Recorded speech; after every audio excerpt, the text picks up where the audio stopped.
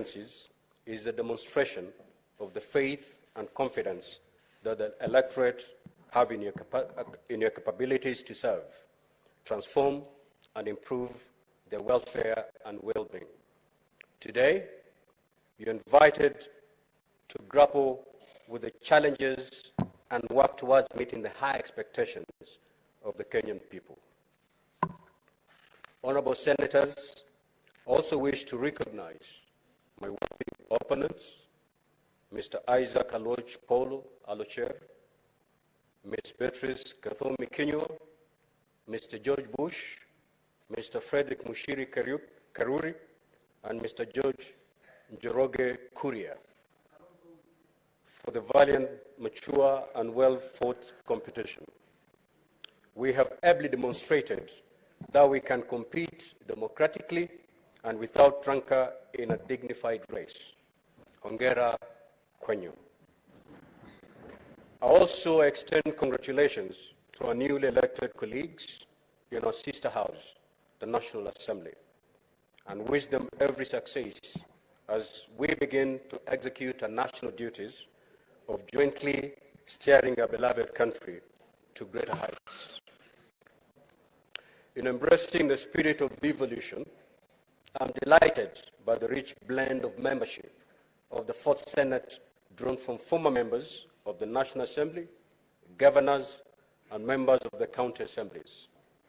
I note that 9 former members of the National Assembly and 4 members of the county assemblies have joined the Senate, while some have returned after hiatus. They bring with them invaluable experience that will enrich the House. We're also fortunate to have a diverse blend of professionals joining the Senate, including top legal minds, no less than senior counsel, scholars, doctors, renowned members of the civil society, among others. Let me also take this opportunity to acknowledge the contributions of senators from the Third Senate who did not return, including the 8 members of the Third Senate who are elected as governors. I'm confident that they will continue to serve Kenyans in the different capacities. Kenyans from all walks of life deserve a pat on the back for demonstrating to the entire world that we have a mature and vibrant democracy following the peaceful general elections held on the 9th of August 2022, and the subsequent petition filed and concluded at the Supreme Court. Distinguished Senators, permit me at this juncture to pay my singular special tribute to my immediate predecessor, the Right Honorable Kenneth Makelo Lusaka, EGH, who was recently elected as the governor of Bungoma County. He ably presided over the Third Senate in perhaps one of the most challenging periods in our country's history. Historically, the First Senate was established in 1963 and functioned until 1966, when it was dissolved and merged with the House of Representatives to form the National Assembly. The First Senate, under the 2010 Constitution, was inaugurated on the 28th of March, 2013, primarily to oversee the implementation of the devolved systems of governance. Honorable Senators, it is worth mentioning that at the onset of devolution, Senate was sailing in uncharted waters. None of the political leadership and pioneer senators had a clear idea what the task ahead entailed. As Speaker Lusaka noted on the 31st of August 2017, they had to learn how to swim by swimming. It was largely trial and error at first. The Senate of the 12th Parliament, to a great measure, played an instrumental role in improving the legislative regime, work systems, and coherence of key processes that have gradually bolstered devolution implementation. My predecessors and the leadership teams, guided by unit of purpose and the will to actualize devolution, initiated work systems, spearheaded a series of retreats, workshops, and seminars that rapidly crafted the framework of transiting and administering Senate in the 11th and the 12th parliaments. As the renowned American writer and political commentator Walter Lippmann wrote, and I quote, "The final test of a leader is that he leaves behind in other men, and women for that matter, the conviction that the will to carry on." We salute both the Right Honorable Ekwe Ethuro and the Right Honorable Kenneth Lusaka and their leadership teams for their remarkable contributions. The Fourth Senate must now build on the decade of institutional maturity. Permit me, Honorable Senators, to also appreciate and allow the Clerk of the Senate, Mr. Jeremiah Nyegenye, and his team for the unwavering and steadfast support and for making the appropriate preparations for this momentous occasion.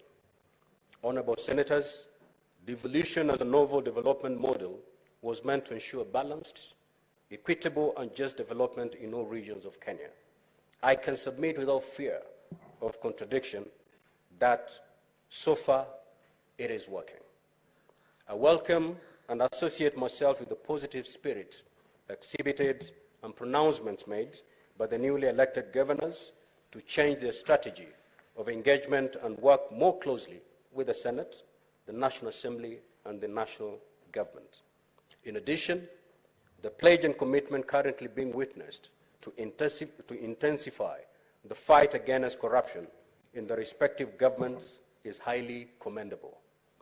Kenyans are looking forward to a new dawn and expect senators to aggressively defend devolution and county governments better. We must ensure devolution works for the people, and more accountability is therefore exercised.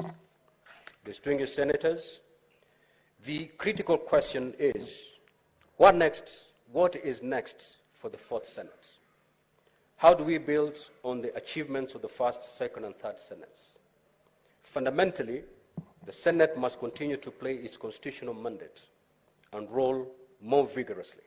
Just to reiterate and remind ourselves, senators, the primary mandate of the Senate is to represent the counties and their governments and protect the interests of the counties and hence successfully implement devolution. The Senate is involved in lawmaking by considering, debating, and approving bills concerning counties, determines the allocation of revenue among counties, exercises oversight over the national revenue allocated to the counties, and participates in the oversight of state officers by considering and determining any resolution to remove the president or deputy president. Distinguished senators, the Senate is the bastion of devolution. Devolution has been a game changer and has significantly transformed our country. The county governments are currently receiving billions of shillings, courtesy of the Senate's intervention, to finance various development programs and provide essential services that are aimed at improving the well-being and welfare of the Kenyan people. Massive infrastructural projects have been built throughout the country, including roads, educational and healthy facilities, as well as housing projects. In addition, local entrepreneurs, youth and women have greatly benefited in terms of securing businesses and employment opportunities. Distinguished senators, since 2013, without doubt, devolution has dramatically altered the political and socio-economic fabric of our country. Kenyans are currently reeling and undergoing tough economic times. The Senate is duty-bound to be more sensitive to the dictates and aspirations of the ordinary mwananchi. Going forward, honorable senators, with the rich blend of its membership, it is incumbent upon the Fourth Senate to play its due constitutional role and ensure that national and county governments deliver on their mandate to improve or lighten the burden of our people. We hence cannot rest on our rollers. We must build on the foundation already created, achievements made, and strive to make devolution work more effectively and better. We must initiate and enact more devolution-compliant legislation and bills, since our predecessors have already identified a number of gray areas in our devolved systems of governance. We will adopt a proactive approach in our pursuit to make the Senate an effective governance institution to Kenyans, and let the Senate be the sanctuary in times of distress. I urge and encourage Kenyans to make the Senate their beacon of sobriety and hope. The first Senate will strive to reach out and harmoniously work with the National Assembly. Hitherto, supremacy wars witnessed in the past between the two houses have tended to foment unnecessary acrimony and grandstanding, which adversely impacted on the legislative outputs. I call upon and encourage honorable senators here to address emerging contentious legislative challenges and resolve them within stipulated mediation frameworks while adopting collegiate approaches, noting that these processes are intended to serve the best interest of the people. That is how tangible and progressive milestones will be realized by bicameral parliament. Distinguished senators, I also wish to urge honorable senators to adopt and nurture bipartisan and collegiate leadership approaches that will transform and invigorate the Senate to embrace the various political shades and interests represented in the 13th Parliament and ensure they find their rightful place.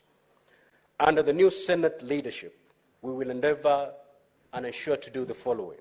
1, the Senate work strategy will be reviewed as appropriate to enable senators perform their constitutional and leadership responsibilities through systems that are predictable and adequately facilitated to enable them to deliver effectively and quality services. 2, dynamic and innovative programs and activities of the Senate, guided by the need to respond to key priorities of the counties, shall be initiated to respond to identified challenges.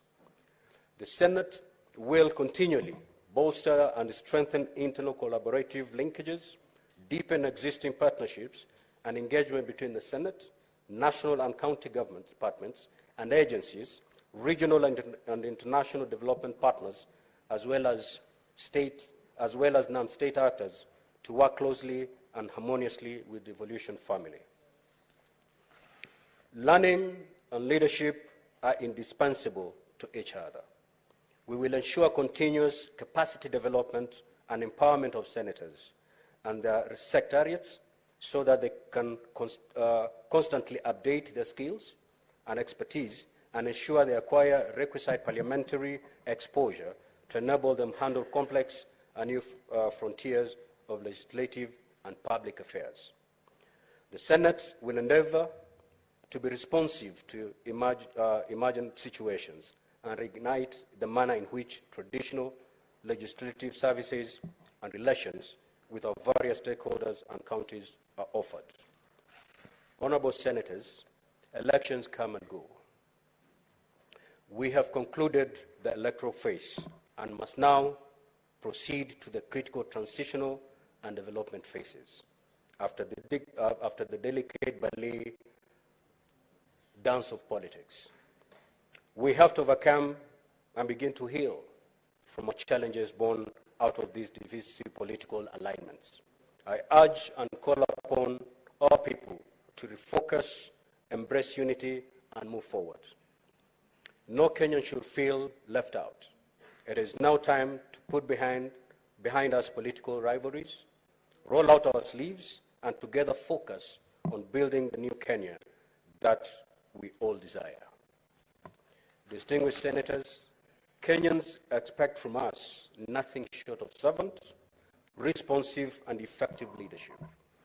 Let us aspire to be forthright in the performance of our legislative functions, especially in undertaking oversight roles, so that the citizenry can build trust, find refuge, and solace in the Senate of the Republic of Kenya. We should neither entertain nor accept any discourse that will divide or polarize Kenyans.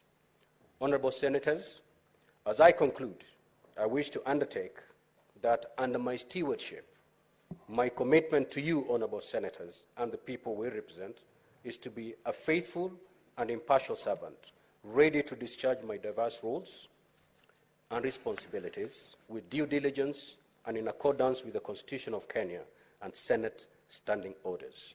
Finally, to quote the former United States President, John F. Kennedy, ask not what your country can do for you.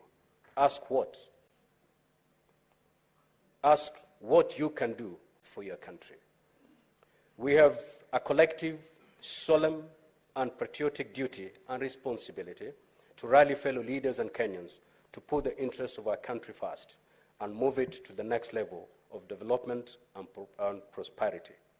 On my part, I shall respect and uphold the rule of law, legality, and nurture the culture of constitutionalism, and I shall protect, defend the Constitution of the Republic of Kenya, and always safeguard the mandate and role of the Senate.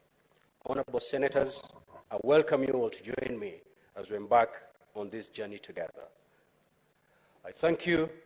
May God bless the Senate, and may God bless our country. Thank you so much. Next order, please. Point of order, Mr. Speaker. Point of order.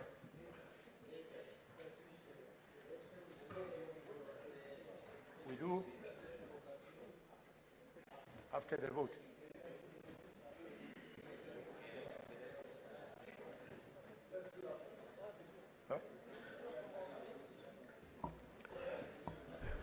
Yes, the Senator of Kakamega. What's your point of order? Thank you, Mr. Speaker. Mr. Speaker, you'll pardon me. I wanted to make a small acknowledgement for what has just happened, but we have agreed collectively that it can wait until after the second order of electing the Deputy Speaker. Thank you, Mr. Speaker.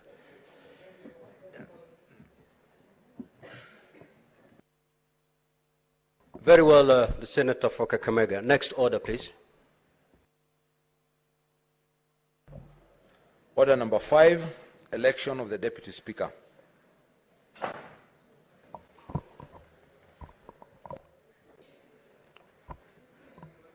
Honorable Senators, Standing Order number 13 provides that as soon as practicable, after the election of a Speaker following a general election, a Deputy Speaker shall be elected. Standing Order number 13.4 further provides that the procedure for the election of the Deputy Speaker shall, with necessary modification, be the same as that prescribed for the election of the Speaker. A number of activities were required for the election of the Deputy Speaker before this sitting. I will proceed to detail each of such activity and the manner in which we have complied with the standing orders. Firstly, Standing Order number 5.1 requires upon